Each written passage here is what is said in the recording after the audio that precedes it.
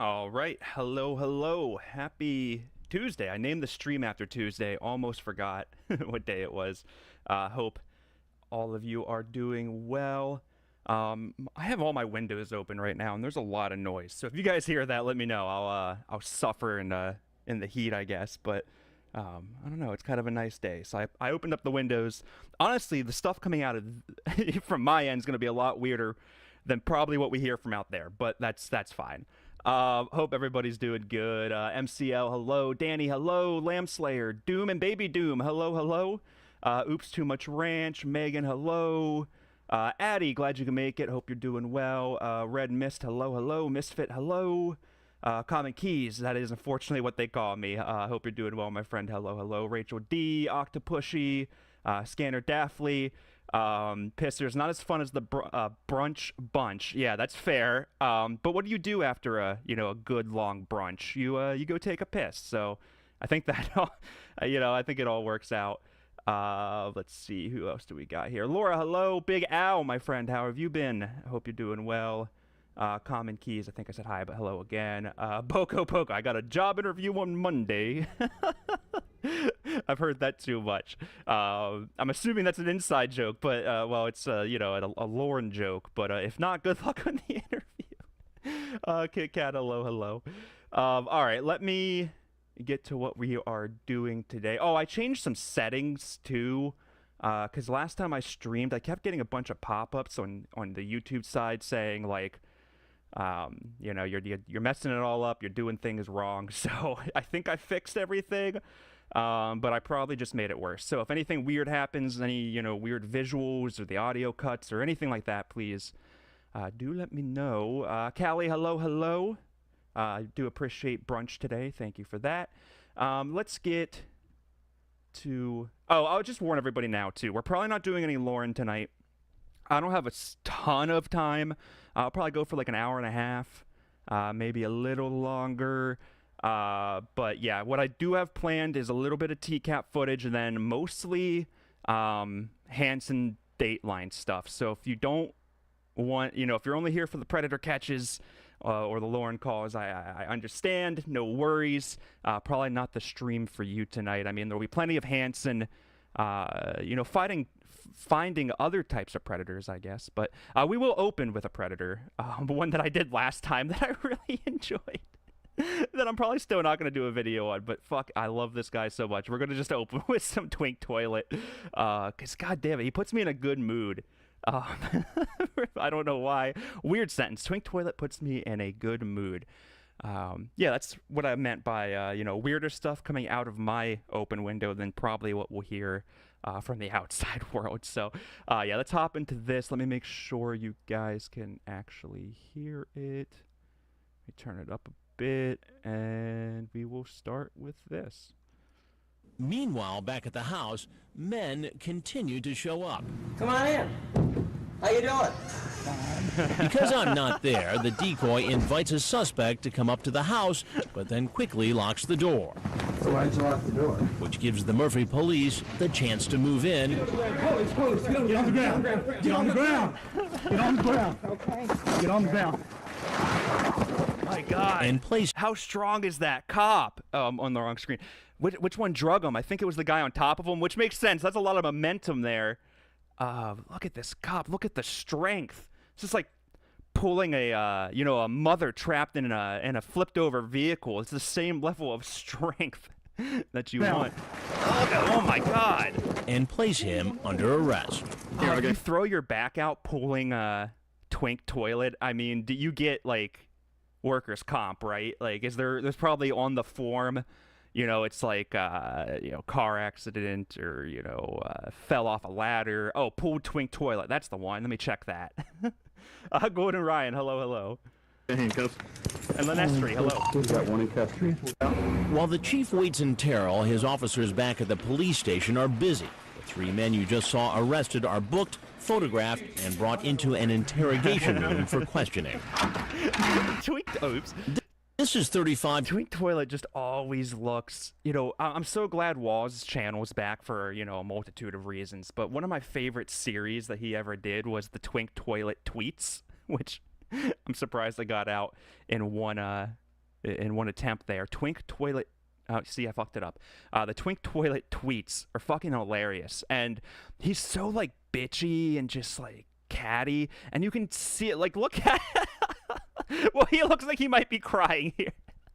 Oh, I wish we got a good shot of this. Look at that cop. He looks terrifying. Looks like he's wearing another man's skin. But this Twink toilet, he looks like he's crying. God, I would love to see that. He's a big boy too. And brought into an like he's just missing like the I paused my game to be here shirt. You know? Goon Relations, what a name. Welcome, welcome. And Rob Stop, hello. interrogation room for questioning. This is 35-year-old Edward Hollingsworth. Online, he planned a date for sex with a boy who said he was 13. I mean, see, I knew it. I knew this was a good idea, starting with Twink Toilet. Fuck, he's so good. Look immediately. Oh God, oh God. And I assume, I'm being really mean about Twink and his weight, which isn't fair. But I assume that's a pretty similar face that he makes when he sits, you know, most of the time. You know, I'm actually kind of surprised, too, we don't have, like, the, oh, what's that guy's name? The, fuck, I always forget Predator's fucking names. Donald Morrison. I'm surprised we don't have, like, the Donald Morrison tit sweat stain right here on Collingsworth here, the 4th or the 5th, whatever his name is. I'm surprised. Generic weight female, hello. Oh, Susan, I'm sorry. I didn't see you there. There's a lot happening. But I'm glad you're here, Susan. Welcome. Yeah, I'm really, I mean, we got a little bit of the Audi here. I'm assuming. Boy who said he was 13. I cannot believe I did this. Why not? My best friend's mom is dying of cancer. That's not a real excuse for it, but I wasn't in my right mind. Really? I'm stupid. I hate that they cut this up. God, you know, obviously we had this footage. NBC. I know it's too late. I know it's gone. But I would love to get this uncut because that's such a funny cut. I mean, the cut there is really funny, but there's more to that mom story I would love to hear. It's just, I know that's not a good excuse, but I'm not in my right mind. To immediately, I'm stupid. I'm really stupid. Look how official that notebook looks. Stupid. I didn't see the cut. I'm stupid. I'm Well, undeniably stupid for doing this. You know, it doesn't take an idiot to know that you guys are setting up stings. No, it just takes an idiot to show up. Yeah, it doesn't take an idiot to know that you guys are setting up stings, correct? But then you showed up. And showing up is showing up. But I mean, that's where the idiocracy comes in, Edward. Come on. And to be honest, people say, well, you're thinking about sex. I wasn't even thinking about that. He uses the screen name Twink Toilet, which apparently hints at what he had in mind for the boy. You said that you love to be used by young boys. Is that true? Is that what you said? Yes. Okay. And if you read down further in the line, it's fantasy. But explain to me what that means to be used by young boys. Used, humiliated, I don't know. And then you say love dirty boys, B-O-I-S, who love getting free.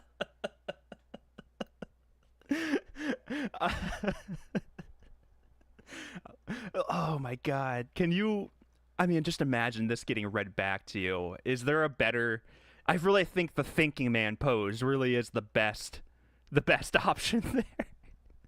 Free. Or just become the snake eating itself and just try to disappear. Boys, B-O-I-S. Now, what does that last part mean? Again, fantasy takes over reality. I've never done really anything. I've done a little bit of the water sports, but like I said, beyond that, I've not done anything. It's all talk. So once you get beyond that, I've never done it. I don't know if I would have done it. Do you remember during this chat that he told you he was 13? Yes, quickly followed by my genius, are you a cop? Or related. I fucking love this cop, man. Followed by my genius, are you a cop? This dude rules, man. We didn't get enough of it. His postures like kind of makes my neck hurt. But other than that, I guess he probably, he's in this pose quite a bit. This is probably a fun night for the detective here. But yeah, he's such a little he's so bitchy. Like he's just followed by my genius. Like at least he understands. At least he understands, Edward. And he didn't get arrested. I mean, he did, but he's not in jail. So he got the tweet. He got to go see. Oh, I forget the tweets now. He went to go see some artist live. Was it Katy Perry or something? It was weird. And anyway, it doesn't matter. Go watch the Walls Twink Toilet series for more on Twink Toilet here. Or with the NBC show. I don't know. I don't know. What did you believe? Now I'm hanging myself. Why? Strong rope. Yes, I thought I he was made that joke last time. 13. It was fantasy. The decision to get in my car is the dumbest mistake in my life to this point. In the end, I love that too. To this point, I'll probably be stupid again. But I haven't been this stupid before, but I might be stupid later. Give it time. What a statement to make when in hindsight he does get to walk away from all this. That's kind of eerie, right? Obviously we know he didn't do it again, though he did. I remember one of his other tweets was about a Disney, a child star, a male Disney star, I think, or maybe Nickelodeon, or I don't know. He was I never heard of the guy, but he was some young kid, and he was making some weird ass tweets about him. So I mean, I don't know. Just forget it. Just you know what? I'm done. I'm done with Edward Hollingsworth the fourth or the fifth for the night here, I think. So let's move on. Actually, no, I want to get this line up here real quick because this is always great. Oh, Stanley, oh no, Grandpa. we're charged with Yeah, look at this. Oh my God. Wait, Twink Toilet's not even. Oh, it's Alan Cherney. My back. felony online solicitation. Hey, back. Oh man, yeah. Look at that. He's a cornucopia. He's got that weird. Oh man, yeah, Alan, you might want to get that. Honestly, laying on the ground getting arrested might have been the best thing for your back, but all right. Of a minor. While many said they were innocent, they have not yet had a chance to enter a plea. All right, we're good on that.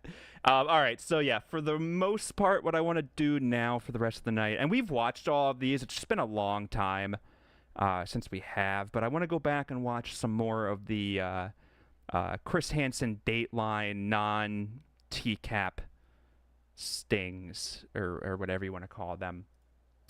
So let's hop into and also here's a fun one. Here's a fun little wild card for this plan. So I have parts 1, 2, 3, 5, and 6 of a Wild Web, which is, from what I remember, one of the crazier ones. I think he's trying to hire hitmen and shit. It's weird.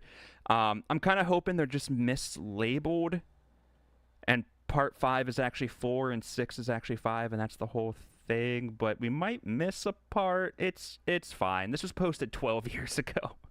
Give me a break. So yeah, let's hop into this. Thanks to Only Kelso, who I'm sure, I don't know why I'm doing this on their page right now, but yeah, they haven't posted in 12 years. So I hope they're doing well, Kelso. Hope things are doing good in your neck of the woods. But yeah, let's hop into some Wild Web. Fill her up. States with the cheapest gas. What's this one? The legacy of the healthcare voting. The legacy of. I don't know. Let's just go. Let's just forget it. It looks like it's going to be a beautiful day at least.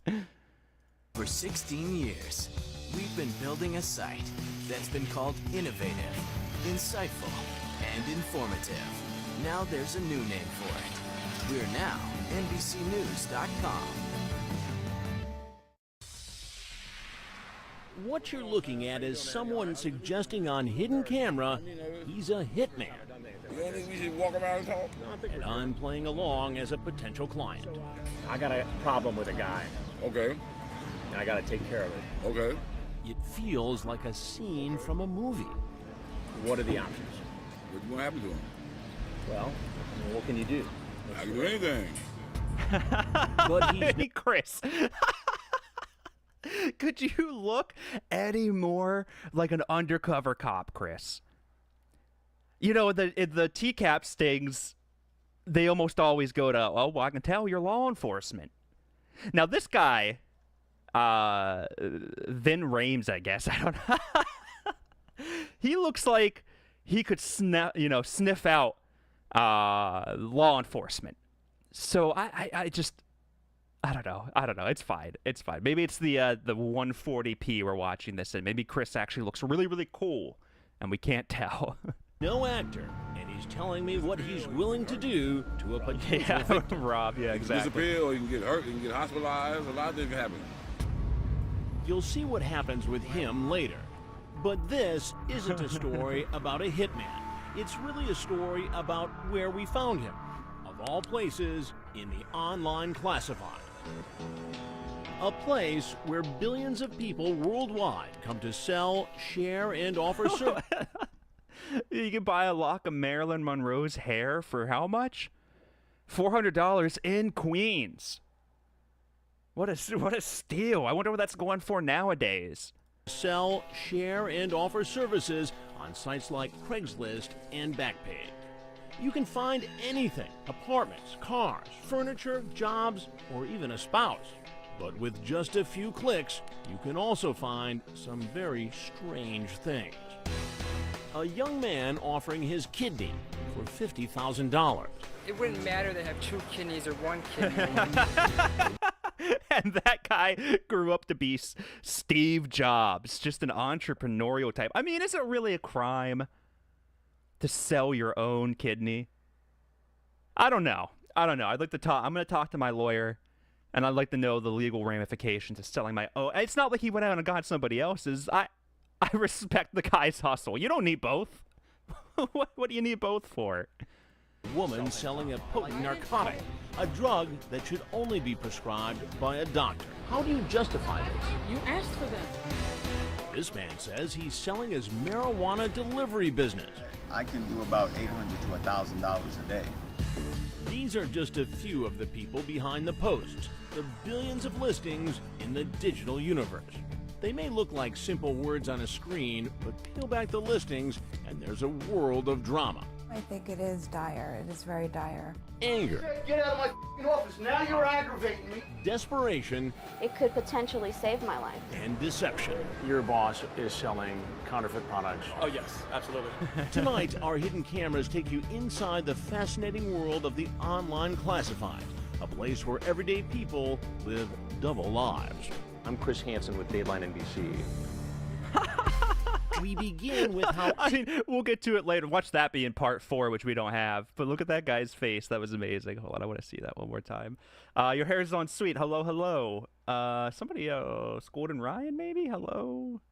If I didn't say... I don't know. Never mind. Oh, Chatterbait. That's who I wanted to say. Hi, Chatterbait. I hope you're having a fine Tuesday. All right, let's... easy it is to buy powerful and highly addictive narcotics. I'm Chris Hansen with Dateline NBC.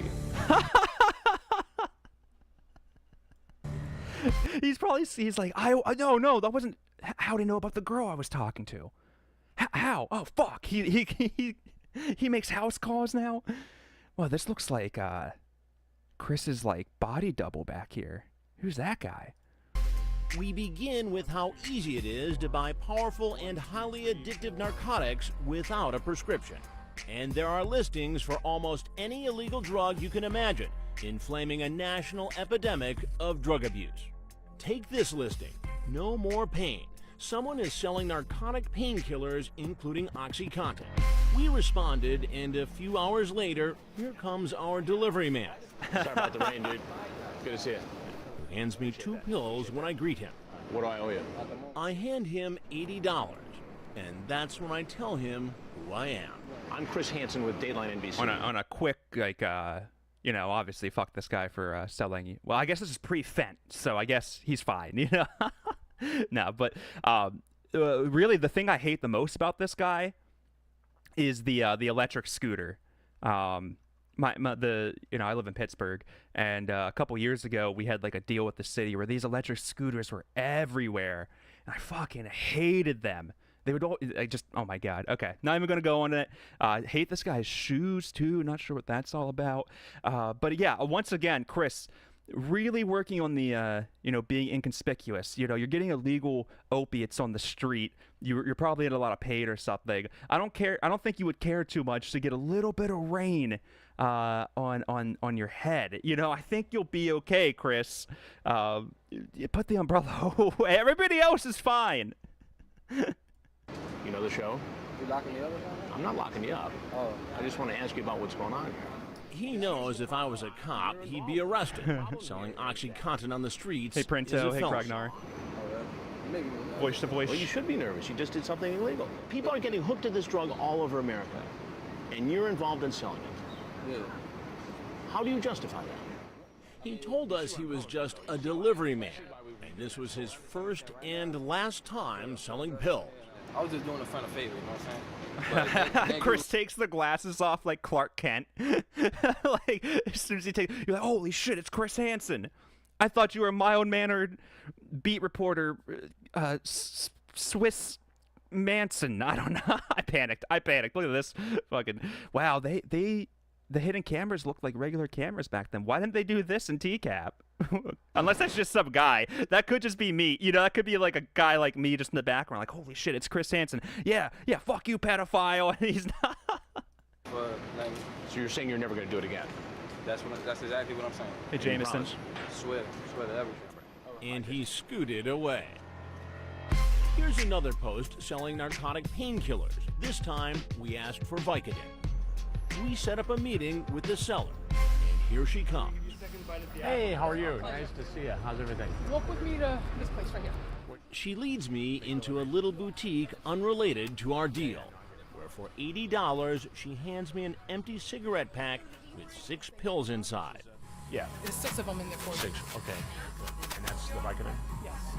And apparently, there's more where these came from. What is this hidden cam? Wait,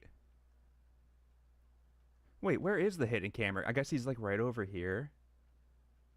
He just seems so close to her. Like she seems like she's on top of the, she's probably been around the block a few times. Like, here, follow me over this way. We're not doing this out in the open. Are you fucking crazy? Let's go into this bodega. And that strange man with the wispy hair that just happens to be following you with the Polaroid. I guess he just wants a coffee or something. Maybe I don't know, a sandwich the Aki way or something. I don't know. You can call me at any time. Okay, cool. Day or night. Sounds like you had a good business going. I keep it as tight as I can. Tight as you can? Yeah. So the reason I'm asking you all these questions is because I'm Chris Hansen with Dateline NBC, and we're doing a story about people who sell things online. And in this case, you're selling prescription drugs online. Actually, I don't know what I'm selling. Well, what is this right here that you just sold to me? Something you asked for. Okay, so here's the problem.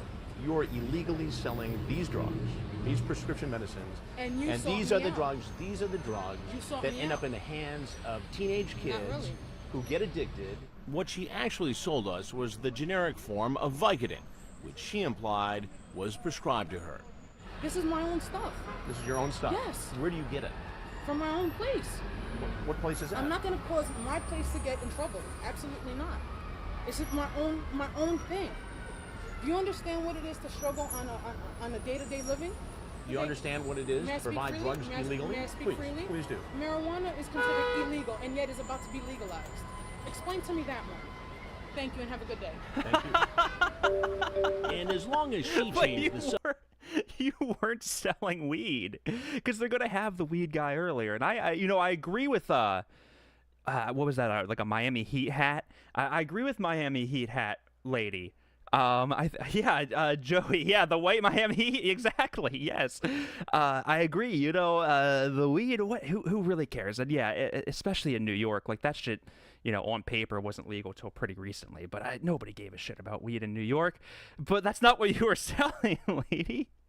Subject to marijuana, so will we. Mic drop. This man posted an offer on Craigslist to sell a list of his marijuana clients, and our meeting's going to get off to an interesting start.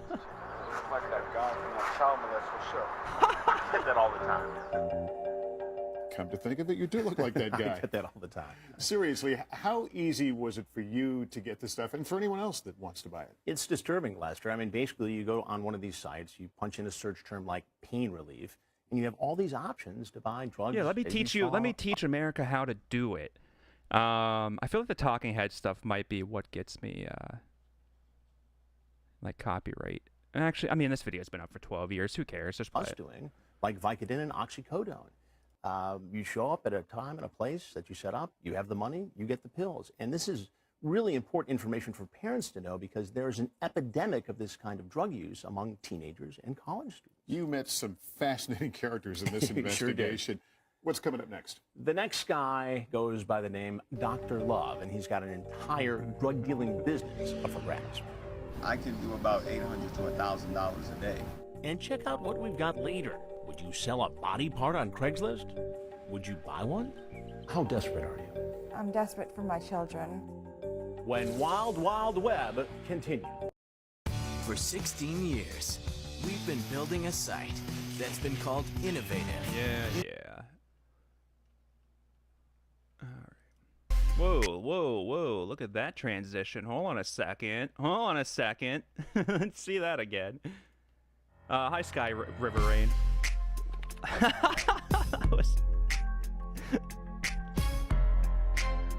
That was a cooler transition than anything they ever did in HVP. That works so well. We were beginning to realize how wild the world of the online classifieds really is. Here's an interesting one. Established 420 delivery business for sale. What's 420? That's street slang for marijuana. Someone was claiming to be selling a list of his marijuana clients.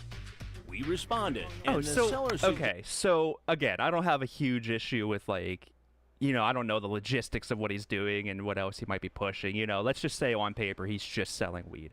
But, you know, that's not the crime here. That's not what he's doing. And I understand where Chris is coming from. No, he's trying to do a weed-selling pyramid scheme. You know, I get a list of clientele, and I'll give him... It's like, it's like Glenn Ross.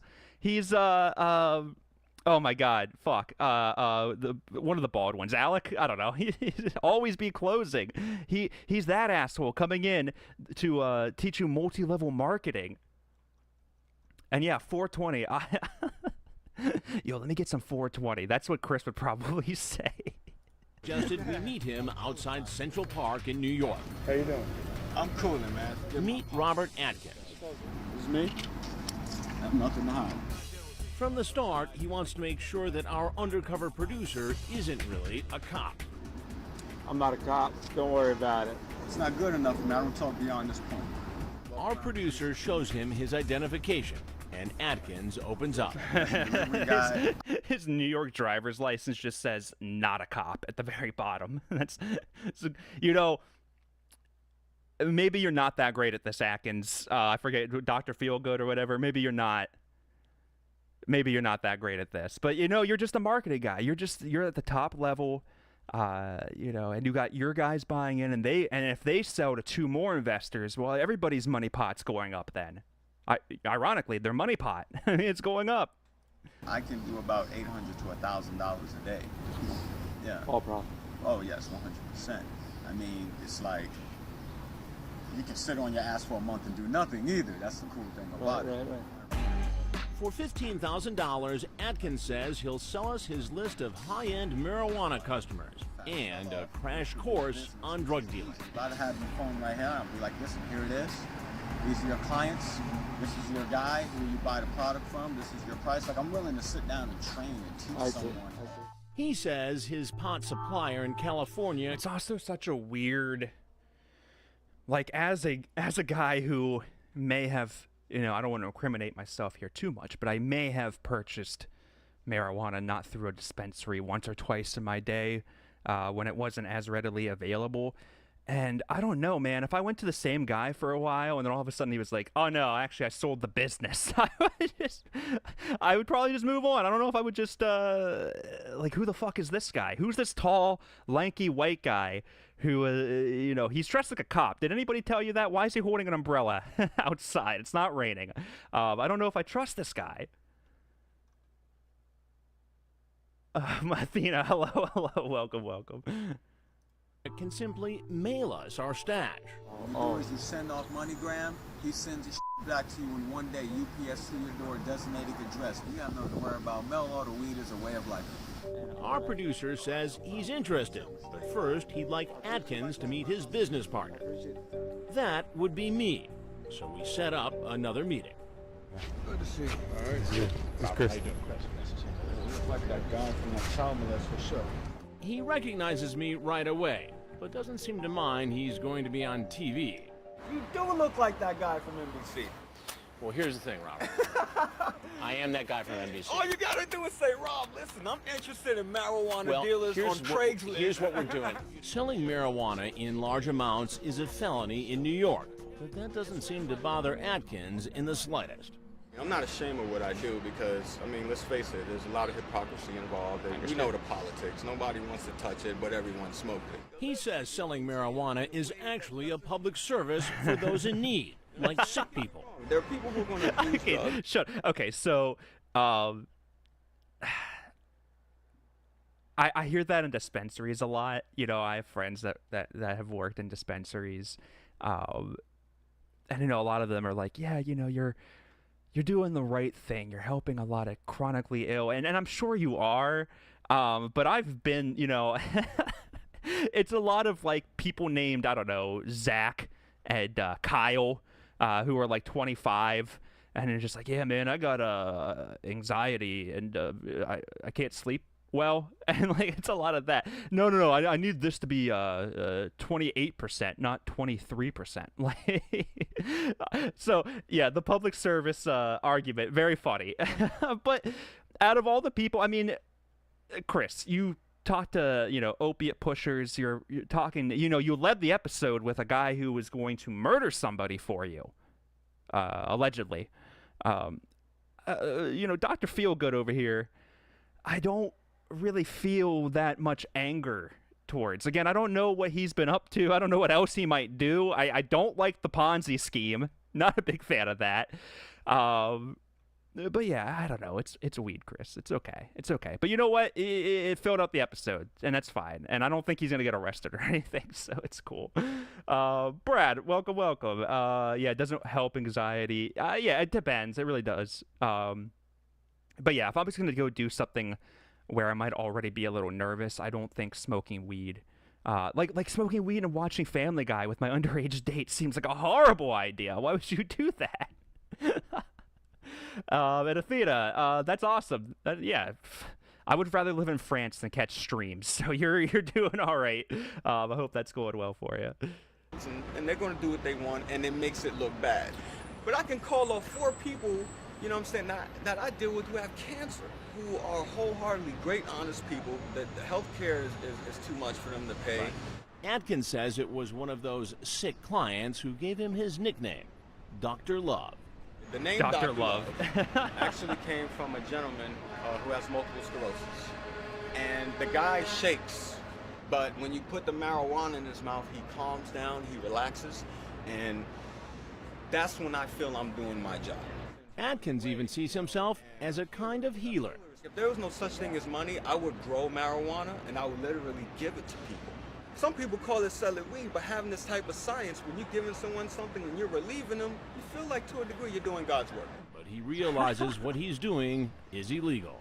Would you want to dude, he sounds like people I know, like, not weed deal, but like I have, you know, I don't know if you ever met or have people in your life who are just like natural entrepreneurs. You know, they have like 5 business. They're just always into something and always, you know, the age of spin. They're really good at like spinning what they're pushing and peddling. And you know, Dr. Love here, man, I almost believe him.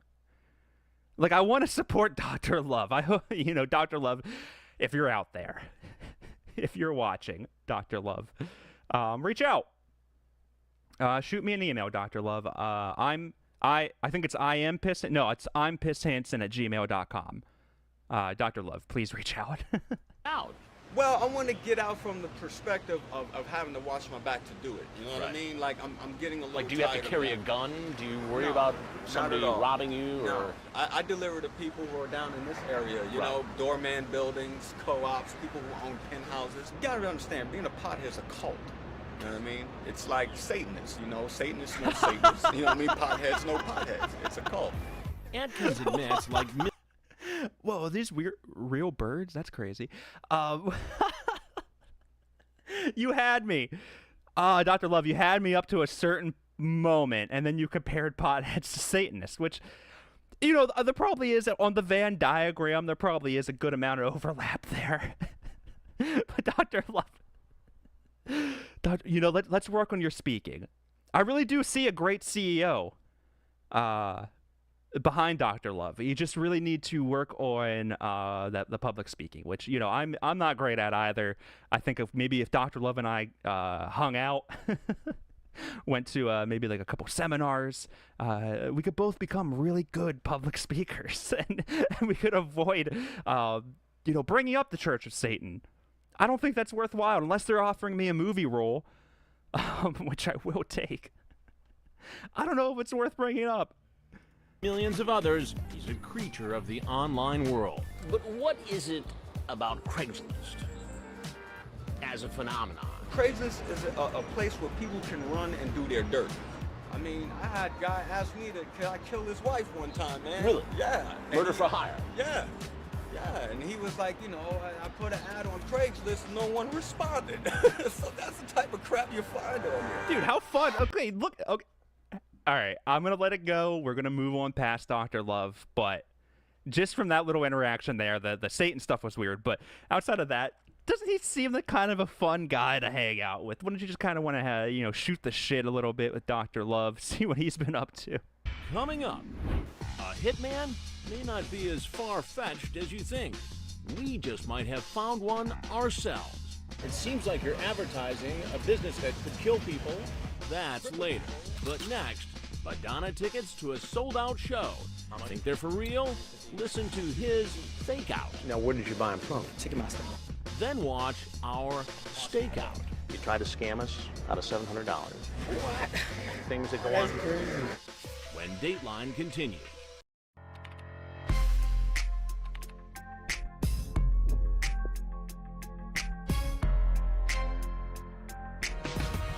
To borrow money for a car or to rent an apartment, you often need proof of income and steady employment.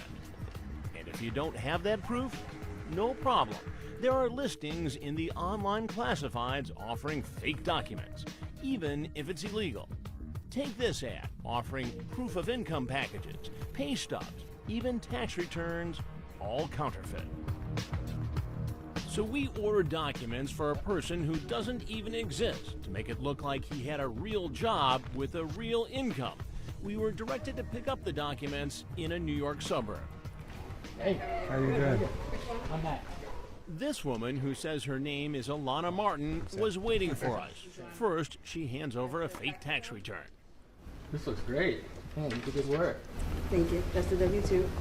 And then this is the pay stubs, but you have to tear the top part off. Alana's work is quite impressive. The documents she created for us make it look like we work for Time Warner, making $165,000 a year. She also made us a fake W-2 to make it look like we pay taxes. Well, you might want to count that up. By the way, making these documents is a felony. Yet Alana says business is good. How many clients you got? I don't know, like a few people hit me up a day. If we needed other kinds of fakes, like diplomas or college transcripts, she says there are websites out there that can help us. So you can get like Harvard Yeah, transcript? anything, just not anything medical or legal. Like you can't be a lawyer or a doctor or anything. Is it the real Harvard thing though? Yeah, the seals are good. Everything is legit on there. We bought this fake Harvard diploma online and found many other listings offering all kinds of counterfeit documents. We bought college transcripts, diplomas, bank statements, and fake IDs. We ordered another set of documents from Alana. This time, I came along to pick them up. Nice to see you, Alana. That's the 1040. And this is the W-2, just to make it look more realistic. Those look good. Is there any way they could figure out this was fake? No, but they will ask you for, like, the bank. Right. When you're financing it, they'll ask you for, like, a verification number, so if you can give them someone's number Right. to verify your employment. Now, can I give them your number? Can you verify? Do you do that? No, I don't do verification. Too many people wanted me to do it, and, like, I can't remember everybody's information. Right. So this must be a good little side business for you. Do I have to protect you in any way? No. Okay. So we're cool. And you get all your customers online, huh? It's good looking stuff. So what are you? 125. Thank you. So Alana, the reason why I'm asking all these questions is I'm Chris Hansen with Dateline NBC, and we're doing a story about all the different things that are advertised online. Now this would appear to be illegal, what you're doing here. Okay. I use it just for, like, novelty purposes, like if they want an apartment or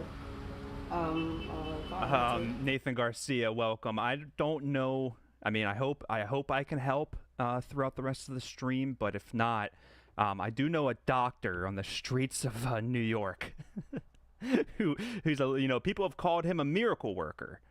He might be your guy. Yeah, Crispy, it's so weird here up until the point of the reveal. All right, and I don't need to protect you at all, right? But it's falsifying documents. Understand that? Fraud? I'm sorry, what? Fraud? That's when Alana sees our cameras and decides she's done talking. Is there anything else you want to say? Now remember, Alana made no secret of the fact that her business was selling fakes. Wait. I'm the fucking... Holy shit. I'm the Leo meme from Once Upon a Time pointing at the screen right now. Hold on a second. Did I just see what I thought I saw? Oh, no. Why is it doing that? Hold on. I need to rewind like 5 seconds. What the hell is on Chris's head? Hold on. Now remember, Alana... Is that a Boston hat? Or is that Detroit? Oh, that might be Detroit. It's hard to tell. Made no secret. No, dude, that's definitely a B. He's definitely wearing the fucking Boston hat, right? Is that it? Or is that like a Baskin Robbins hat? I can't even tell. Unbelievable. What a nice little Easter egg there, even though I think this is probably before Lauren, but that's fine. Of the fact that her business was selling fakes. But there are other people who sell things in the online classifieds as real. The question is, are they? Take this post. 4 Madonna tickets at Madison Square Garden in New York. $350 a piece. Only serious inquiries, please. Wow. Madonna tickets had face value for a sold-out show. A Dateline producer and I set up a Holy meeting shit! to... They're in a Baskin Robbins. Was he wearing a Baskin Robbins hat?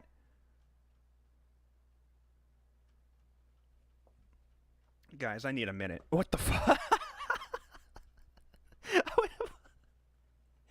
I have seen this before, but I didn't remember that. That was... What are the fucking odds of that? All right, my brain's done a complete reboot. I don't even remember what's... Okay. I got it. Ow. Oh, man, I haven't seen you in a while. I hope you're doing well, my friend. Paschetti? I hope you're doing well as well. Oh, I didn't like the double well there. That's insane, dude. There's no fucking way that after I think he's wearing a okay, all right, let's just get into it. We gotta get through this. Buy 2 of them. Eric, how you doing? Hang on, sit. The seller tells us his name is Eric. He suggested we meet at a train station in New Jersey. So how much? $350 each. Oh, $350 each. Eric gives us 2 computer-generated tickets that And look this is real like to still us. an issue, right? Like fake tickets, especially now that they're all digital. Like this still happens. I fucking hate, me and Eddie Vedder, just hate Ticketmaster so fucking much. I don't even, what is this? but yeah, this is still a pretty relevant issue, unfortunately. And you know what's even more annoying? I'm gonna be a boomer here for a second, but the digital tickets fucking sucks. I wasn't at the game, but I had some friends who went to a Steelers preseason game. Or no, it was the Pitt Panthers Duquesne like first week of college football, and the electronic like ticketing system went down, and literally nobody could get into the stadium until like after halftime. Like, just bring back paper tickets. I understand they could be faked, but so can the digital ones. I want paper tickets. That's all I want back. Give me back paper tickets and 24-hour Walmarts. Okay, I'm done. Rant over. And yeah, guy, I realized it was a Boston hat, but the fact that it kind of looked like Baskin Robbins, and I referenced it before hard cutting to Chris sitting at a Baskin Robbins, blew my fucking mind. Okay, I'm sorry. Is that H&M? I didn't even realize that was... Okay, whatever. Madonna, Madison Square Garden, Monday, November 1st. So we tell him we need to get some more cash to pay him. You want to run the ATM? Right here. And Oh, wait. Okay, I'm sorry. I know I'm pausing a lot. I apologize. But, so they had a date on that. What was that? Madonna, Madison Square... November 1st, 2012. Okay, so this is after Lauren. So I wonder if that was a little reference. Because Chris is a New York and Detroit guy. I don't think you would see him wearing or rocking, Boston gear. 2012, the rivalry wasn't as big as it was just a couple years prior to that. But, if you're a hardcore Yankees guy, you're probably not going to be rocking the Red Sox cap unless it's a subtle homage to everybody's favorite Predator. I don't know. That's kind of fucking crazy. Garden, Monday, November 1st. So we tell him we need to get some more cash to pay him. You want to run the ATM? Right here. And our producer takes the tickets with her. In the meantime, I chat up our seller. So now how do you get the tickets? It's I bought them. I'm just not going to be able to make them. You bought them? Yeah, I'm not going to be able to make them.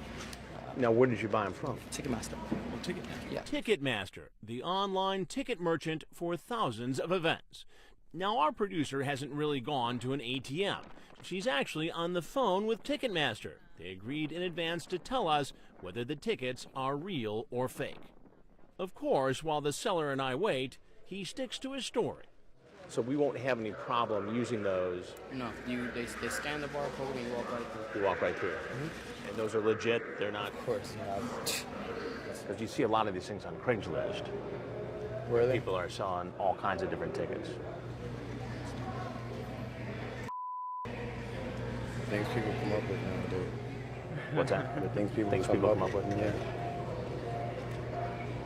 Finally, our producer gets confirmation from Ticketmaster and calls me. Yo.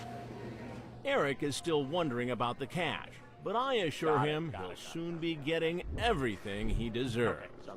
She's on her way. She's got the money. I was a little worried there. I kind of handed off the ticket. Yeah, well, you got some money, too. Oh, yeah, so. Ticketmaster confirmed the tickets were fake, and it wasn't that hard to tell. Remember, the date on the ticket is Monday, November 1st. Slight problem. November 1st actually falls on a Thursday. And as for Madonna performing in New York's Madison Square Garden that night, she's actually going to be in St. Louis. So now it's time to settle our deal. Good to go? Awesome. All right. The reason why I know this is a fake ticket is on November 1st, Madonna will be playing in St. Louis, not at Madison Square Garden. So why don't you tell me where this really came from? Where did you get this? Ticketmaster.com. No, we just talked to Ticketmaster, and they told us that this is a counterfeit ticket. Really? You lied about this ticket.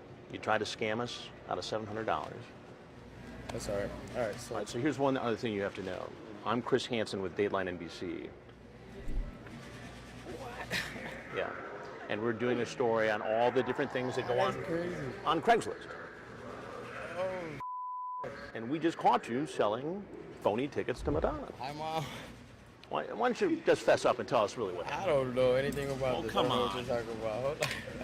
As Eric heads out, he has one last question for me. When is this going to be on TV? Coming up, Fake concert tickets are one thing, but what about real body parts? It could potentially save my life. A stunning organ donation plan, and the stakes could not be higher. When Wild Wild Web continues. Okay, all right. So this is where it skips. That was part 3, and then it goes right to part 5, and then part 6. So again, if we miss something, not my fault. But I do want to take a quick, as TLI would call it, a quick palate cleanser. I do want to pull up some more Sting footage. I'm doing this all wrong. There we go. So let's pull this up. I do want to watch just a little bit of Hambubger. I don't know why. I was feeling Hambubger. So let's watch a little. Yeah, it's only 4 minutes. It's on Saul's page, so shout out to Saul. Hopefully this doesn't get me in any trouble. But we're going to watch this for a minute as I have to walk away anyway. So let's cleanse our palates with somebody with just the finest ordeal. Ordeal? No. You know what? Just throw this whole sentence out. We're just going to start. We're going to start over.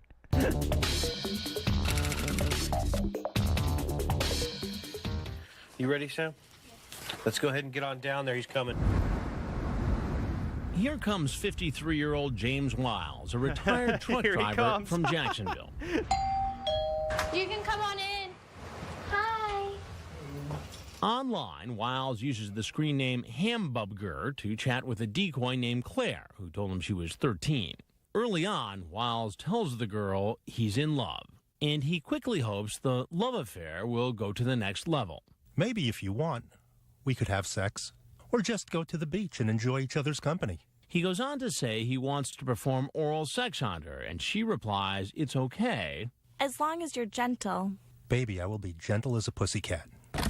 He says he wants Claire to meet him in her underwear, pink to be exact. Claire agrees and has her own request. Is there any way I can get you to bring me some M&Ms? Hi. How are you? And here he is inside the undercover house, greeted by a 19-year-old actress hired by Dateline. I wasn't sure if you were coming. Oh, yeah. Told you I'd be here. Wiles keeps his online promise. Did you bring my M&Ms?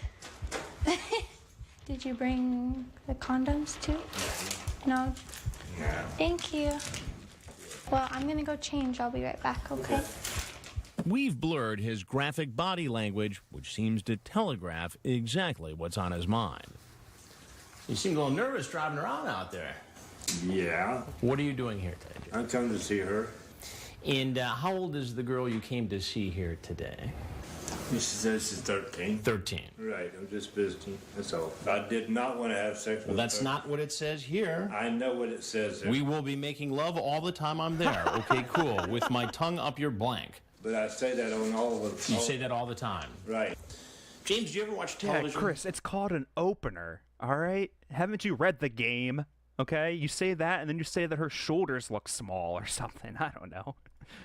Very little. I watch TV. I'm Chris Hansen with Dateline NBC, and we're doing a story on adults who try to meet children online for sex.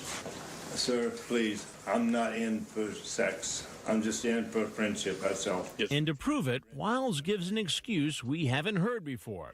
He says he isn't able to have intercourse. Oh, okay. All right, it's happening. Heads up, we detected the video in your stream belongs to somebody else. Well, I guess I can't argue with that. All right, we know how Hambubger goes. Just because I want to see it. Let's see him get arrested real quick. And hopefully this doesn't get me shut down here.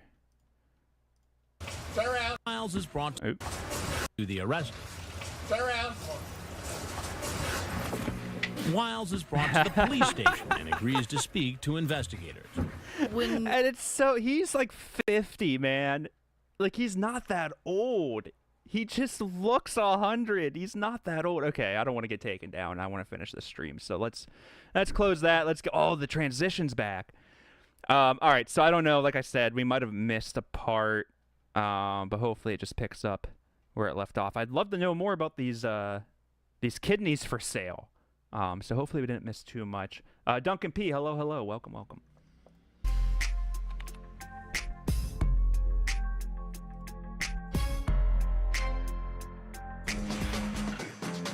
The world of the online classifieds is the wild, wild web, And it turns out it's even got its own sheriffs. People warning the rest of us about some of the dangers out there. Like this couple, Yogev and Sharon. Their ordeal began when they set out to remodel their kitchen, searched Craigslist for a good deal on cabinets. You were looking on Craigslist, you found this contractor, you thought it was a good deal. Yes. This is the ad they found. Almost free kitchen cabinets. So they met with the cabinet man and gave him a nearly $5,000 deposit. The cabinet man didn't. No. How is that almost free?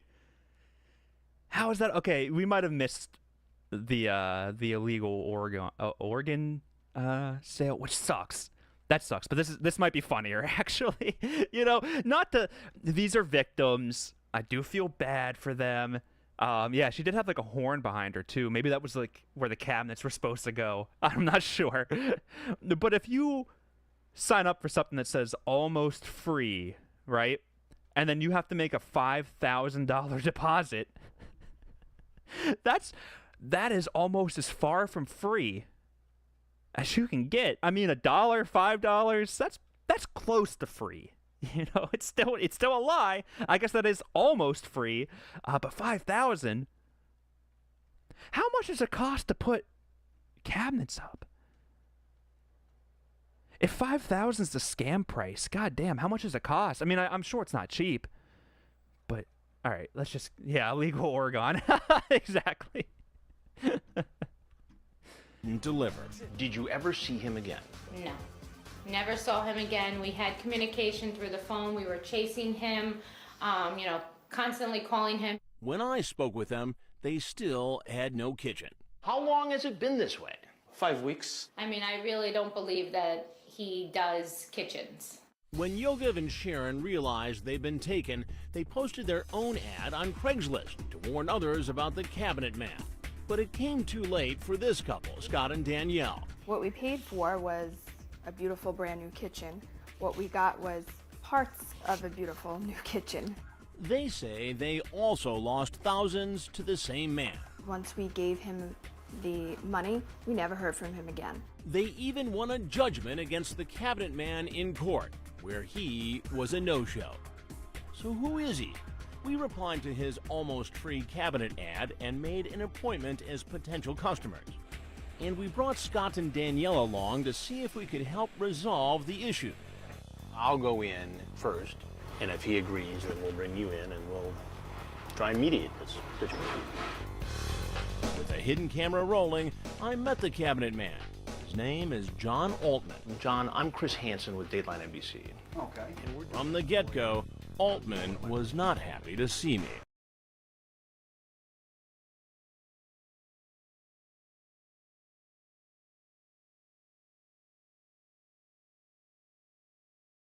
I was muted. I was yelling about how this guy's a contractor, but he doesn't even have his whiteboard like up on the wall. If I was a fake contractor, I'd have my entire fake office just plastered with cabinets. But yeah, people are putting up. I guess it makes sense that they're super expensive. You know, $35K, $14K for the material. Tony, hello, by the way. Yeah, I guess like 5,000 is like. But again, is that almost free? Is that almost free? I don't know. Come on, dude. If you walked in here and there was just like 40 cabinets installed on the wall, I feel like Chris would have taken a step back. Like, did we get the right guy? Lynn Keller, get over here. Check my notes. Is this the right guy? John, I'm Chris Hansen with Dateline NBC. Okay. From the get-go, Altman was not happy to see me. You guys I left the job with 15 kitchens going on to come over here to meet a customer. I can't believe you just wasted my time. You need to listen to something, though, before you get all cranked up. You need to listen to something. No. You just wasted my time as a... I've got a list of people who say that they hired you off of Craigslist. Right. And that they gave you money. Right. And that he sort of does. He sort of does. He's half installed wood pan. All right. You see? I'm putting myself in the shoes of a con man, and I'm starting to get how they think, and it's a little scary. I'm telling you, a wall full of cabinets really would have done wonders for this guy. Right. I have 3 people in the last 3 years that played games with me and didn't get their kitchen. And that's called business. Fair enough. And 2 bad. Fair enough. He clearly wasn't thrilled when I told him we brought Scott and Danielle along. Why don't we have a little discussion with Scott and Danielle? I said get out of my office. Now you're aggravating me, and now you're going to get yourself in trouble. Do you understand that? So with the music playing from a nearby ice cream truck, the ice cream Altman truck. made clear. Wait, is Tiff here? The ice cream truck's a really nice touch with this guy screaming. I kind of want to hear that again. Hold on. So with get out of my office. Now you're aggravating me, and now you're going to get yourself in trouble. Do you understand that? So with the music playing from a nearby ice cream truck, Altman made clear that he was no Mr. Softy. Just chat with Scott and Danielle for a minute. I brought 2 SpongeBob popsicles in hopes that we could find common ground. Talk to him about what? About their complaint that you didn't do the work you promised to do. Come on, fair is fair. Fair is fair. Goodbye. We asked Altman in an email for the names of any satisfied customers. We got no response. But this next online warning turned out to be surprising because of who posted it. Beware of the scam, it warns. It's happening in the upscale Westchester Mall outside New York City at this kiosk where cell phone accessories are sold, like these Mophie power packs that extend the life of your battery. But the listing says they're bootleg, cheap knockoffs of the real thing. Meet the man who made those allegations on Craigslist. It's bootleg. And how does he know?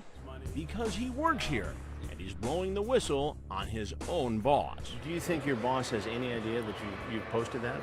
I don't think he does. This guy had 1 PTO day, denied. He's all right, I'm taking the whole thing down. What does that say? Is that Tivana? I guess I keep forgetting this is 2012. This is more current than maybe it's the quality, but I keep thinking this is way older. But yeah, this dude put in 1 fucking, he's like, I need to go to my niece's graduation, and the guy's like, oh, no can do, you gotta work. He's like, all right, I know what I'm doing. I'm reaching out. Well, I guess not reaching out. I'm making an anonymous ad on Craigslist. I know Craig, and people were talking about it earlier in chat. I know Craigslist kind of sucks now. I haven't been on Craigslist in years. Like, do people even really go there anymore? Because, when I want to buy something secondhand, it's usually, Facebook Marketplace nowadays. I feel like is where most people go. Or eBay's still pretty big. Or coolstuff.cool or whatever. There's a few different websites. But Craigslist isn't on the top of my list. I don't know. Honestly, I really don't care if he does. If a whistleblower made a post on Craigslist now, how long would it take? You know what I mean? There would be some great scandal that broke in 3 years, and we'd find a Craigslist post from 5 years ago that explained all of it already, but nobody fucking saw it because who's going on that website now? Why would he speak out and risk his job? Because he says he's learned from his mistakes. In fact, he admits he's a convicted felon. You did time. Yes, absolutely. For burglary. For burglary. Yeah. 10 years. Yeah. What does that say about your character as a whistleblower? It shows that there is reform, I guess. I don't know. It's like when I did what I did, It's I a was weird in a question different too, place because Chris, have you ever seen The Wire?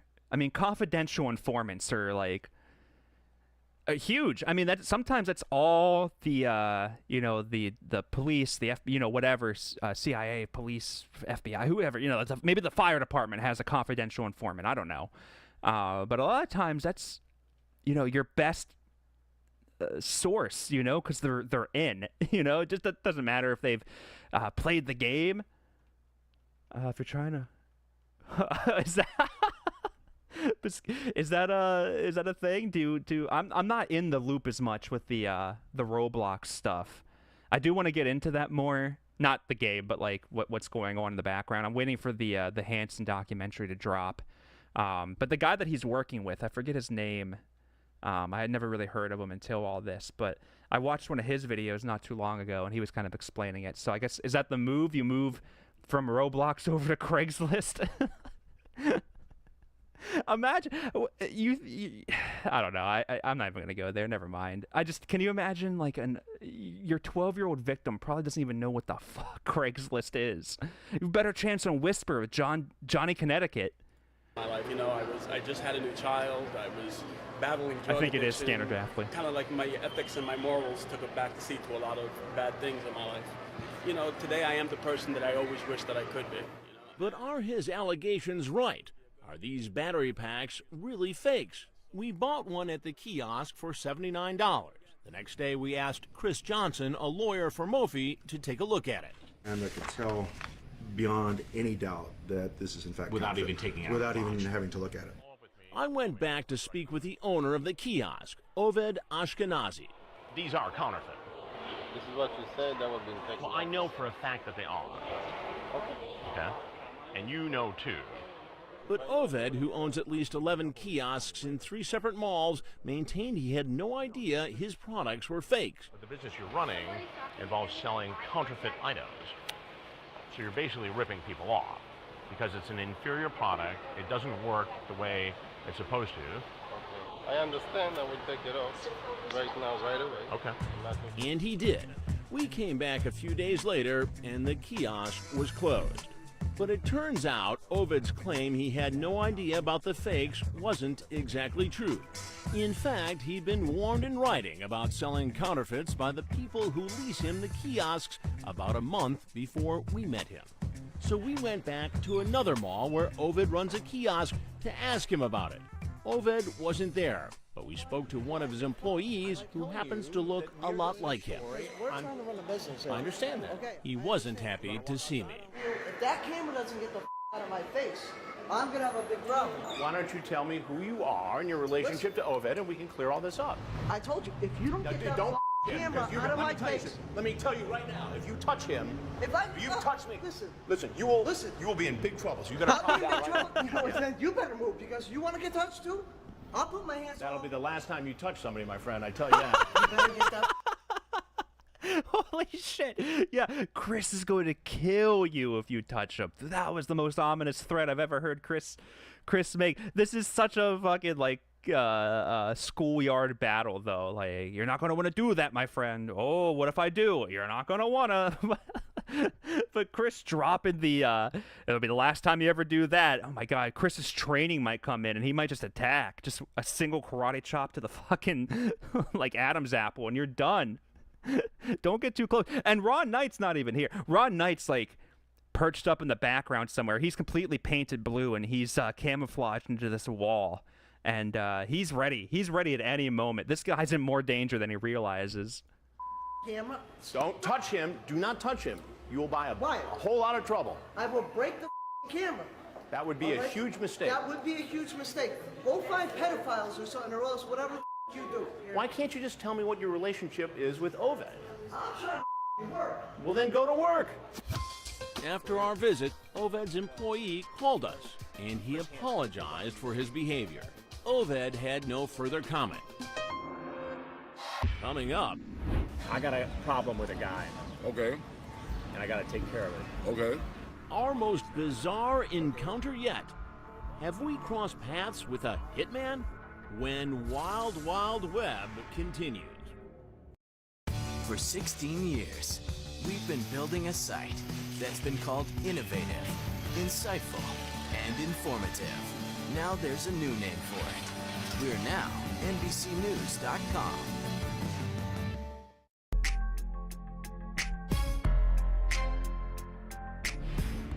This mysterious Craigslist post asks, need something done discreetly? Nothing is impossible. What on earth could that mean? We knew it didn't sound good, and when we answered, a man identifying himself as Glenn Glasper responded. He even sent us this picture of himself. I should get. Know what he did. Why did he send a picture of himself? I should get Glenn to write like my title names. That was very eye-catching. You know, that was pretty good. Glenn, do you have a background in marketing by chance? Look like. We insisted on meeting in a public place. Here he comes now. We wanted him to think I was up to no good. Now, there's one thing I want to get out of the way right up top. You're not the police, right? Mm-mm. You're sure? I'm positive. I told him I had someone who was a thorn in my side. I got a problem with a guy. Okay. And I got to take care of it. Okay. His name is Stone Phillips. Well, he has the job I want. I can do anything. From what to what? Hey, John Ryan. He can disappear, or he can get hurt, he can get hospitalized. A lot of things can happen. He can get set up. He can disappear. Or I can set him up. Set him up how? Anything, rape, a lot of things. Whoa, wait. We have to kill him. wait. What? Hold on a second. How? What? Set him up. Set him up how? Anything, rape, a lot of things. Excuse me? How do you set so? Is it he? Oh my God, he's gonna be like the undercover cop in the South Park episode when he's catching prostitution. He's doing the prostitution sting. You're gonna. What the fuck does that mean? That's what a weird thing to jump to. Dude, this guy's kind of scary too. This is a big dude. But you know, we got totally not a cop in his blazer and probably another Boston cap. Totally inconspicuous Chris here. So we don't have to kill him to make him go. That's what I'm telling you. Exactly. And if framing my imaginary enemy for a crime he didn't commit isn't enough, Glenn says there are other things on the menu. He can be crippling his left leg and his right elbow. Right. You know, stuff can happen. Now, do you do this stuff yourself, or do you farm it out? Well, it'll get done. The only person you have to talk to is me. So you got guys who'll do it? Yes. I got women that work with me. This is what we do. Sounds like a big business. This is what we do, man. The discussion soon turns to price. What are we talking about money-wise? It depends on what you want done. What if I want him to disappear in jail, set up? Okay, that's no problem. How much $5,000. 5,000? Yeah. What about disappear? That's like 25,000. 25,000. Yeah. Shit. So for the same price as some cheap ass cabinets that may or may not be built, you can have a guy get pretty hurt. Okay, I think I'm starting to understand the scale here. I think I'm starting to get it. Yeah. So what? You just farm that out and keep a piece of the action? Or? No, don't worry about what's gonna happen. Just let me do what I do. You don't worry about who does what with me. Just show me him. So I gotta set up surveillance on him. I just can't just walk up to him and slap the shit out of him. Right. I gotta know what, where, and when. Now you may be asking, is Glenn for real? That's exactly what I wanted to know. So we hired a legal age decoy who just looks like Stone Phillips. Imagine the sting house for the online killer. I want to. Yeah. Look how big this dude is in that chair. Like Frank Thomas. He's terrifying. I've been doing it for 15 years. 15 years. Mm-hmm. How do you learn how to do something like that? Is sometimes you do stuff and you say this ain't it ain't what you thought it would be. What do you mean? The first time I ever crippled somebody, I didn't feel nothing but jubilation when I was spending the money for doing it. You ever kill anyone? If I told you in my lifetime I killed 7 people, you'll never prove it because I ain't gonna never tell nobody where and how. Remember, he told us his name was Glenn Glasper online. But was he telling the truth? You know, I need to know who I'm dealing with, you know, and this is our first meeting. Yeah. So. Right. This is who I am, Glenn Glasper. That's so scary. Well, first of all, we already know he could have got a fake ID from that lady pushing ID. So I don't trust Glenn that much. But, you know, you see how, like, and rightfully so. I'm not saying that, you know, Chris shouldn't be nervous in these interactions, predator related or, you know, wild web related. Even the fucking air conditioning repairmans that he confronted in the other episodes. I understand being a little, you know, jumpy, a little anxious. I get that. But to let this guy who just said that he may or may not have, I plead the fifth, killed 7 people, you just let him reach into his pocket, Chris? Yeah. The evil Steve Harvey. Look, he even pulled out his ID pretty aggressively. That's pretty scary. I don't know. I am Glenn Glasper. I'll show you who I am. I don't need to know who you are. They don't care. You want to know? Nope. You sure? Nope. You need to know who you are. You may want to know who I am. Survey says. Why? Is it advantageous to me to know who you are? I am Chris Hansen with Dateline NBC. I watch that show all the time, but you don't look like him to me. I don't look like him? No. Not at all? Not at all. Well, Glenn, I am that guy. Look at All the right. card. All right. And we're doing a story on all the different things that are advertised on Craigslist. Okay. And we asked you to come out here to talk to you about your advertisement. Okay. Now, it seems like what you're doing, what you're advertising, is illegal. Is it illegal? Yeah. Well, let me tell you something. I say my voice... Turns out, truth is stranger than fiction. In the middle of our conversation, Glenn gives this woman something to eat, an alleged hitman with a heart. Then he asked about our cameras. See where the camera at? All around. All right. That lady work with you too? Which one? I'm right here, keep looking over here with that camera right there. And then our discussion Yeah, Chris, no, don't tell the killer who's involved. What are you doing? Imagine the lady behind the camera who's just like, what? No, Chris, what the fuck? Chris, what the fuck? Why would you? I'm just a guy. I'm just a girl in a park. What the fuck, Chris? And he's still, I don't see, now I think he's wearing like a Detroit hat. It doesn't matter. We're moving on. Lamp that never got the shine on Lawrence Dink. Hello. Glad you can make it. And really good bad boy. I don't think I said hi to you. Hello. I think I didn't miss anybody. All right, we're almost through this. We got about a little over 3 minutes. I probably will wrap up soon, but I think I have one more Dateline video I want to play. So yeah, we'll get through this. Back to murder. It seems like you're advertising a business on Craigslist that could kill people, cripple people, or set them up. That's legal to do on Craigslist, ain't it? It may be legal to advertise, but what you just told me you were willing to do is illegal. Well, I might say anything. What do you say now? What can I say? What can I say? What do you want me to say? I'm not mad at you. You're not what? I'm not mad at you. Well, if you on Craigslist, anything is possible. What is it about Craigslist? Put that. Somebody crochet that and put it on their wall. Through Craigslist, anything is possible. Lamondre, hello. Hope you're doing well.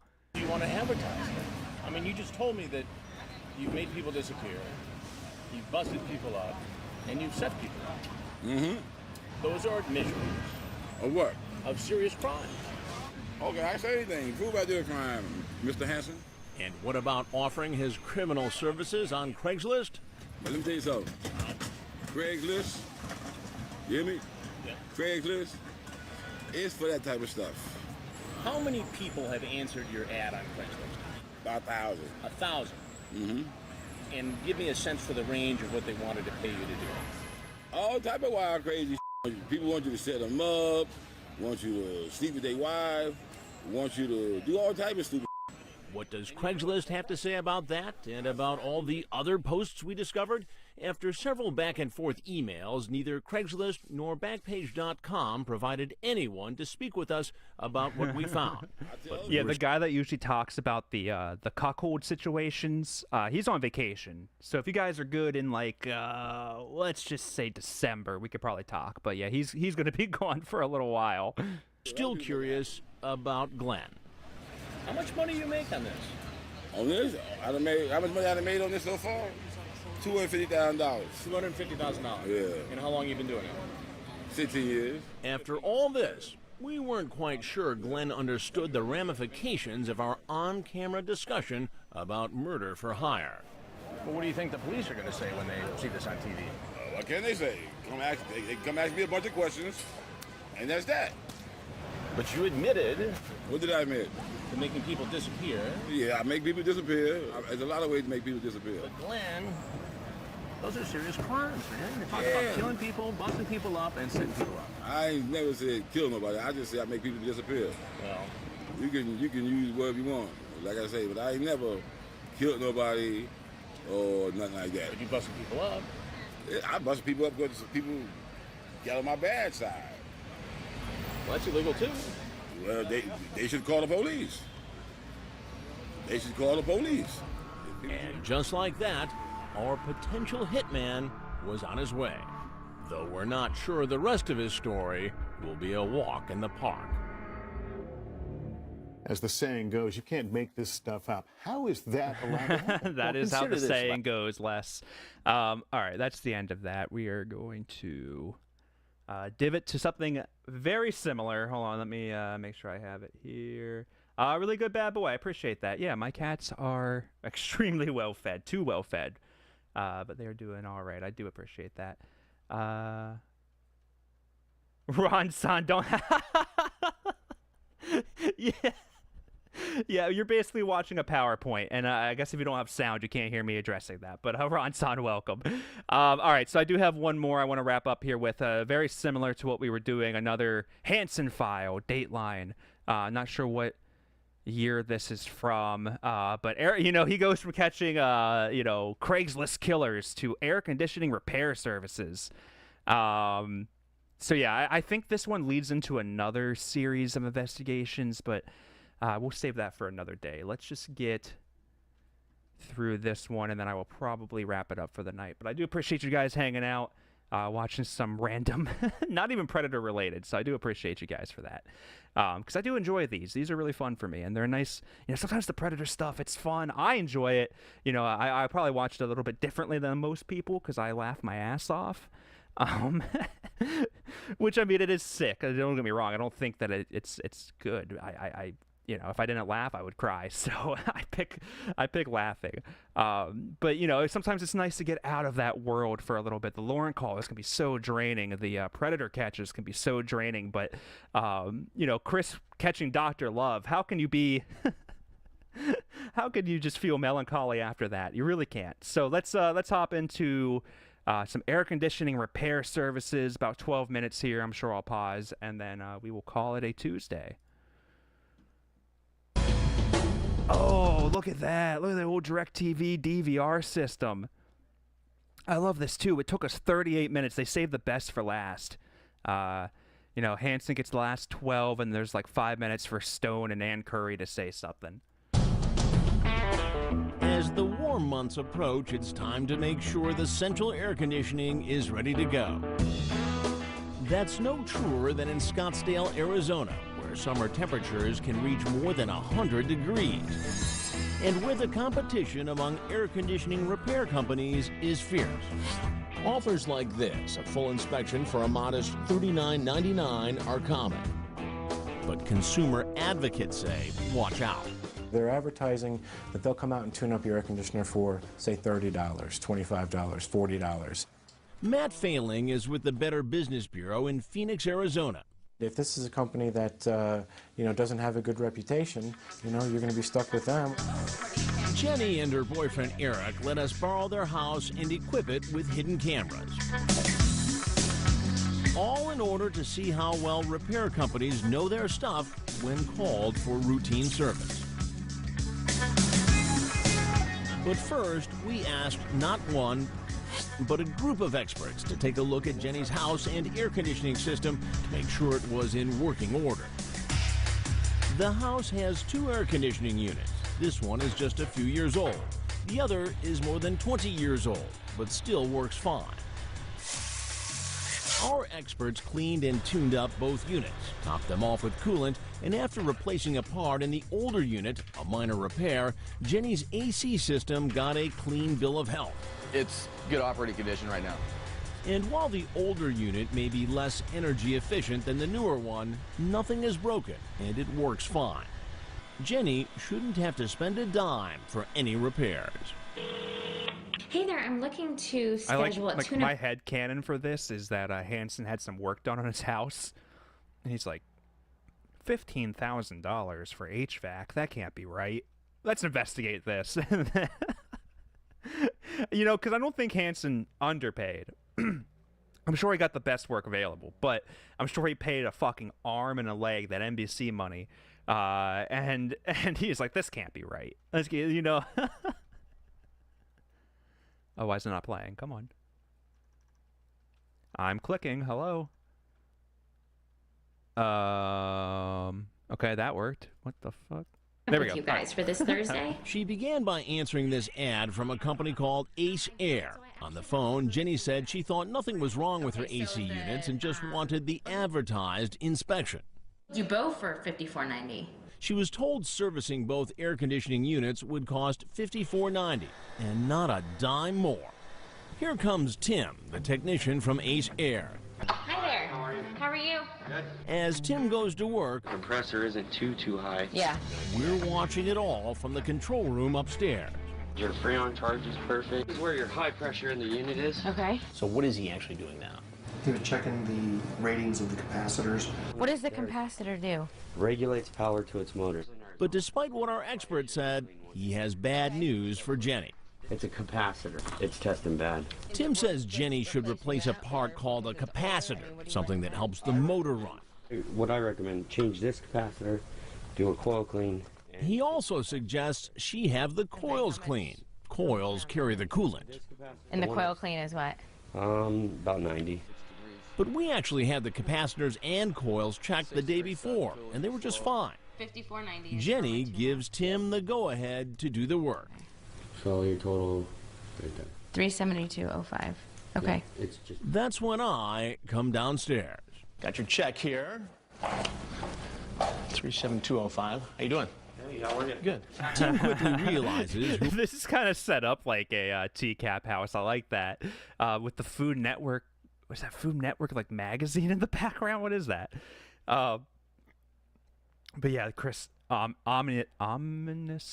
Okay, close enough. You hear his shoes, his alligator shoes crackling down the stairs.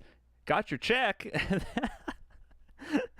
I love the guys who recognize Chris right away because he's in full TCAP garb right now too. Like this isn't this is Chris because he's not wearing the glasses and the ball caps. So that could be anybody, but this is Chris Hansen.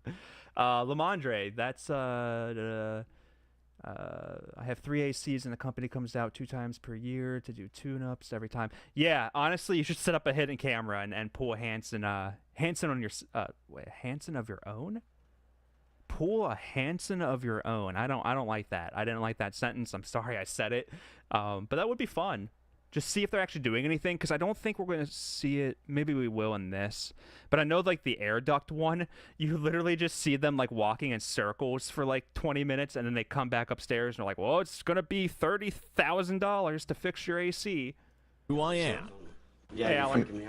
Okay, relax. You gave this young woman a lot of good, honest information today. Okay. Yeah, Chris Hansen, I am Chris Hansen. How are you? Nice to How meet you you. doing? Good. So let me watch just your show. thank you very much. We're doing a story on the quality of work people get when they call service people to their homes. We have cameras around.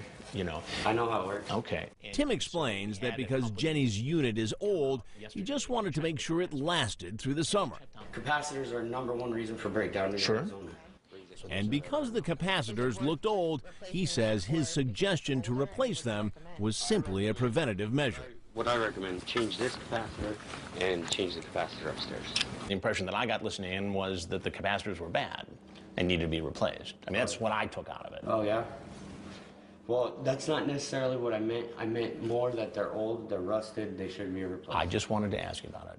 That sounds like it would make sense to your average consumer. But our expert said rust on the capacitor doesn't mean anything is wrong. Did we get our money's worth? I don't think you did, mainly because the capacitors were operationally fine. Remember, most homeowners don't have experts. First off, father-son, hello, and then Alan. Was this before or after? So these take place like during. The last one we watched was after. It was 2012, and the last Predator Sting was 2007. But I have seen some of these that take place in like 2006, 2007, 2008, so kind of around the same time. I don't know. Okay, yeah, it's not going to tell me anything. Not sure the date on this one. It's in the upstairs bedroom. Jenny could have been out almost $400. Next, we did something else.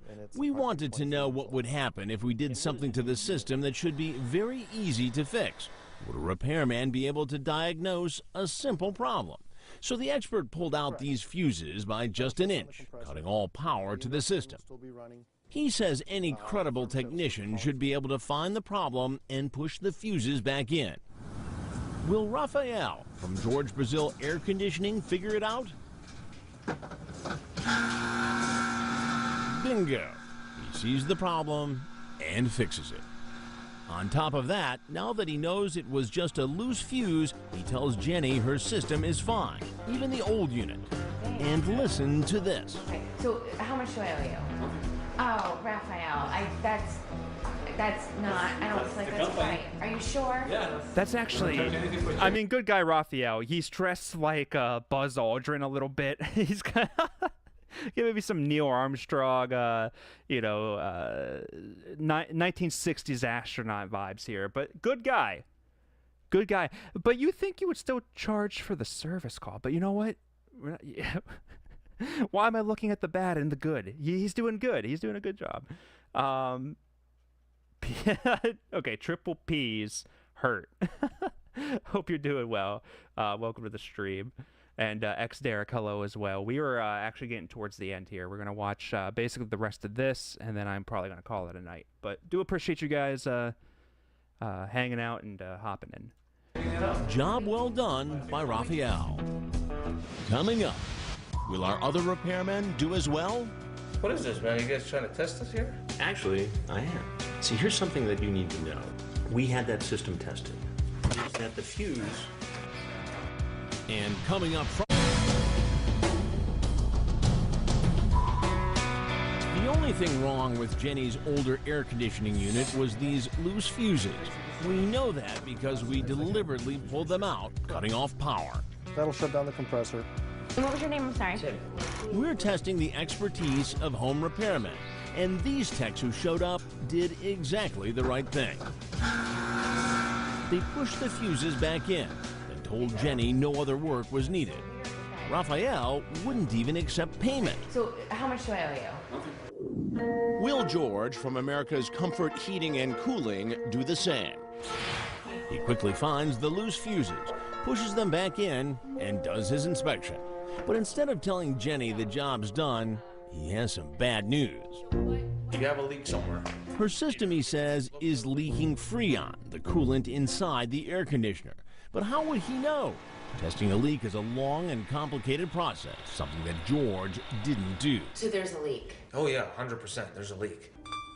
George says dealing with a leak could get expensive, especially if it's in the long, snaking coil where the Freon circulates. You're looking probably about... I'm not going to lie. I'm barely paying attention to this because the AC-related TCAP puns are really getting to me, you guys. $1,500 to replace the coil. Either we can look for the leak and fix the leak, and if it's in one of the coils, then it's not worth it. It's just worth getting rid of the whole thing. Okay. Then there's the cost of adding Freon. We have to recharge the system, so you're looking at probably about $1,900. $1,900. Okay. And how would the cost of that repair compare to getting a brand new air conditioning unit? It's $3,826. $3,826. That's $3,826. Bottom line, what do we need to do? I would replace. You would just replace. Okay. Crap. We're talking the whole thing. All right. Stay here, and I'll be right back. Okay. It's time for me to have a chat with George. George, Chris, what exactly is wrong with the air conditioning unit? I think it's just a little bit low on Freon. I don't know how low it is. But what you told Jenny is that it's about half empty of Freon. Yeah, I think it's about half empty. But like I said again, I have to weigh it all in. That's why I can't give her a price on the Freon. I understand that. What is this, man? You guys trying to test us here? Actually, I am. Yeah? See, here's something that you need to know, George. We had that system tested. The only issue with that system is that the fuse... George, come on, I want to talk to you. George sees our cameras and quickly heads to the door. George, I'm Chris Hansen with Dateline NBC, and we're doing a story on the quality of service. You got a 20-year-old unit, man. George is right. It is an old system. But the fact is, even though it isn't as energy efficient as the new one... Okay, hold on. There's somebody screaming outside my house. I hope you can't hear that. Sloth Cat, hello. Peter, hello. And why are you yelling? What are you yelling about? Can you guys... It's kind of showing up on my OBS. Can you guys hear that? It's like some lady just yelling for no reason. I think she's singing. John of the North, hello. I thought the temperature was 18 degrees, I swear.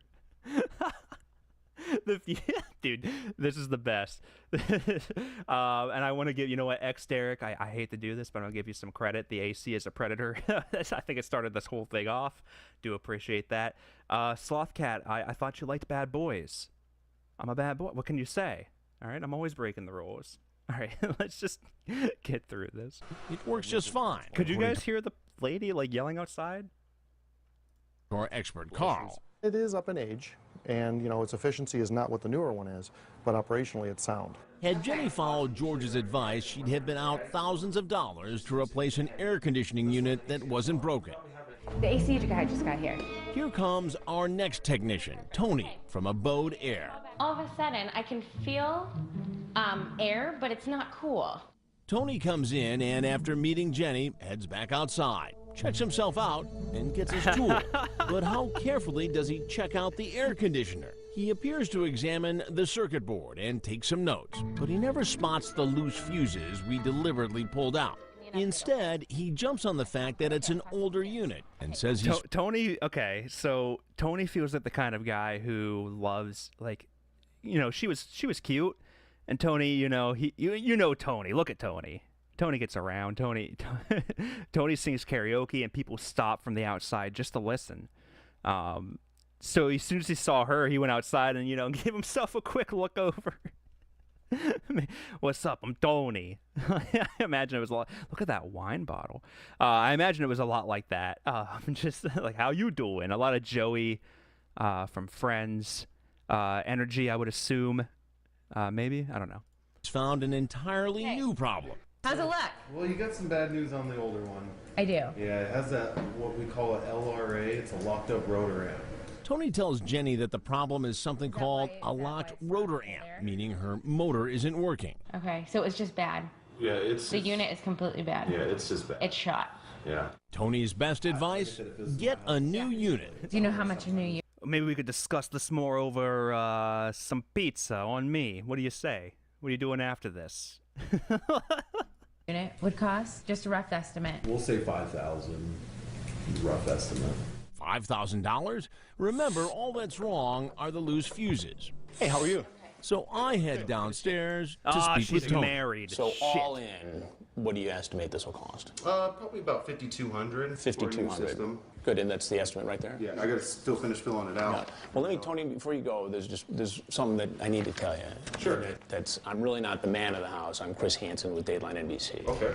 And we're doing a story on the quality of service provided by repairmen and mechanics who come to the house. Sure. And so a couple things. Go ahead, have a seat, relax. I just want to ask you a couple questions. No, in fact, you know, I'm not gonna... He kind of looks like Tom Hardy.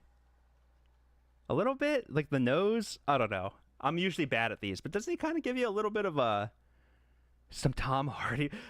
Yeah. Are you the air conditioner's dad? Have a seat. I gotta get things buttoned up. Well, I'll walk with you Please because there's something I want to show you out there. Great.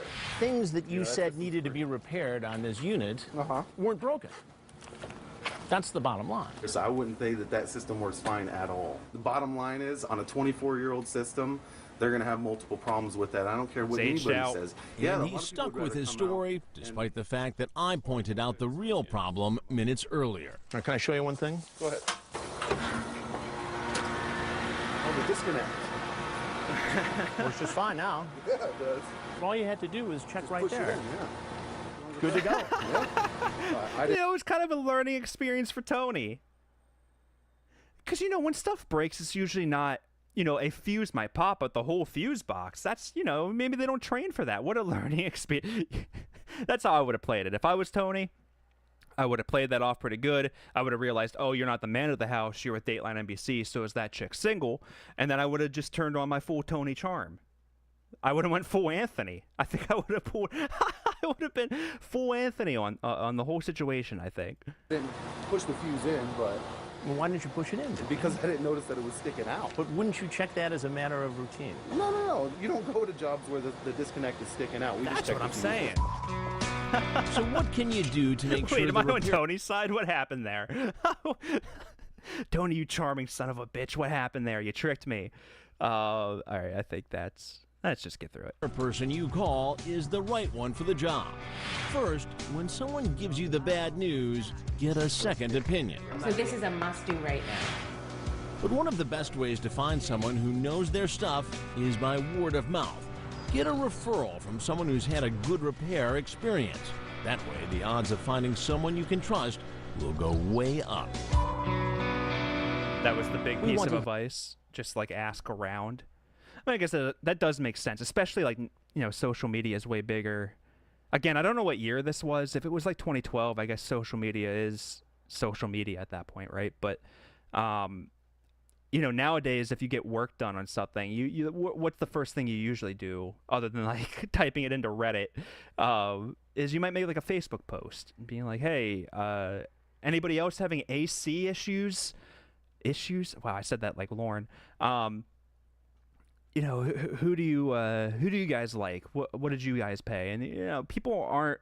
It's not like asking somebody their salary. They're willing to tell you what they paid for work done on their house. In fact, most people will just kind of tell you without you even having to ask. Just be like, "Oh, this is a nice deck," and you'll hear all about it. Yeah, second opinion saved me $6,000 exactly. I just always get a second opinion, and it doesn't even have to be like a professional thing. I know millennials and the younger generations, they don't like talking on the phone. You don't have to get another stranger out. Just make that Facebook post. Post it in a local page. It doesn't have to be like your friends. You could go to like a local whatever township or city you live in. You could just go in there and be like, hey, I need this work done. Well, who do you guys recommend? It's just, I don't know. I don't know when this was aired, but all right, that's all I got for tonight. Do appreciate you guys hanging out on a Tuesday and watching just the stupidest stuff. We now know what did we learn tonight? What did we learn? We know about we learned about a doctor in New York, Dr. Love. If you have any issues, why do I keep saying it like that? If you have any problems, you go to Dr. Love. We didn't get to learn about the kidneys, so I guess we're out of luck for that. And then, always check your fuse box. Yeah, I'm going to start ending every stream with what we learned today. I think that's pretty good. Joe Burrow's turf toe. I think, the Bengals suck. They just don't have it this year. Joe Burrows, I don't know what's going on with him, but I think Cincinnati's going to struggle this year. But the Steelers aren't going to do much better, and that's all I got tonight. Thank you, Addie. Thanks, everybody, for hanging out, and I will catch you all in the next one. But hold on a second, because I'm not actually ready. Hold on a second. Okay. And I'll catch you all in the next one.